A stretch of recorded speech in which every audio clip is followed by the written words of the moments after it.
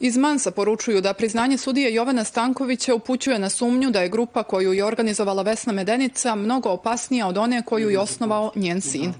Pozivaju tužilaštvo da do kraja rasvijetli sve navode, jer kako kažu postoji sumnja da su mnogi tužioci i sudije postupali nezakonito. Ono što je jako ovdje problematično jeste da istupi poput ovog sudije Stankovića bi trebalo da pokažu do koje mjere je ta mreža Vesne Medenice i njenog potencijalnog utjecaja bila razgranata.